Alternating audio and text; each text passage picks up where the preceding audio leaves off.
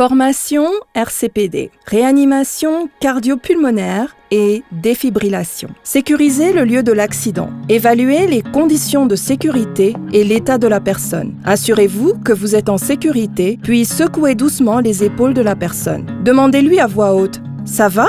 pour vous assurer que la personne a perdu connaissance.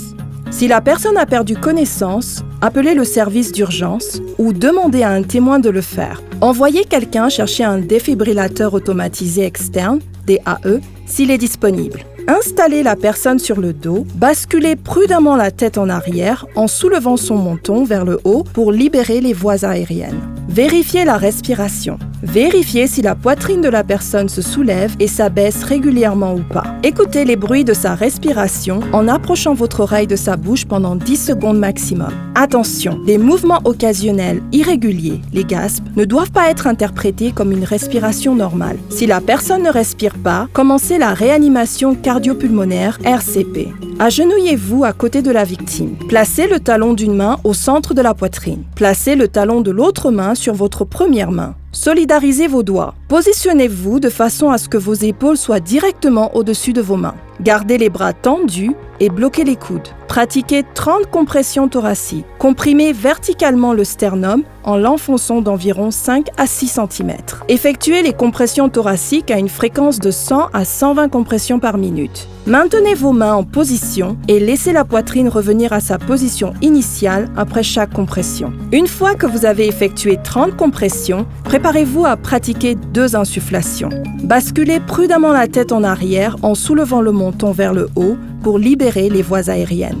Placez une main sur son front et pincez les narines, puis couvrez entièrement sa bouche avec la vôtre. Soufflez pendant environ 1 seconde pour que la poitrine se soulève. Pratiquez 2 insufflations. Répétez les compressions thoraciques et les insufflations jusqu'à l'arrivée d'un DAE ou jusqu'à l'arrivée des secours. Si la personne est allongée dans de l'eau, déplacez-la dans un endroit sec avant d'utiliser le DAE. Ouvrez la boîte du DAE.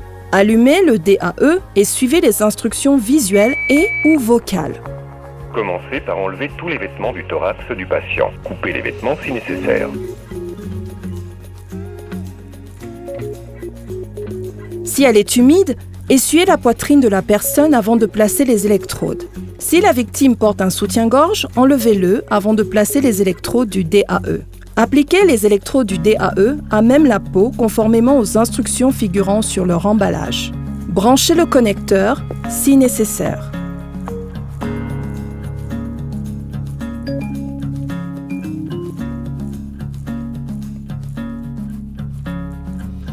Assurez-vous que personne, y compris vous-même, ne touche la victime. Dites à tout le monde « Écartez-vous !» Laissez le DEA analyser le rythme cardiaque de la personne. Appuyez sur le bouton « Analyser » si nécessaire. Si le DEA recommande de délivrer un choc à la victime, assurez-vous que personne ne touche la victime et dites à tout le monde de s'écarter. Appuyez ensuite sur le bouton « Choc » si nécessaire. Reprenez la RCP immédiatement après la délivrance du choc ou si aucun choc n'a été conseillé. Continuez à suivre les instructions du DAE, continuez la RCP jusqu'à ce que la victime présente des signes évidents de vie, par exemple la respiration, ou jusqu'à ce que le SMU, service médical d'urgence, un personnel médical qualifié, arrive. Une initiative collaborative entre Croix-Rouge française, Centre mondial de référence des premiers secours, Philips Design, Philips Foundation.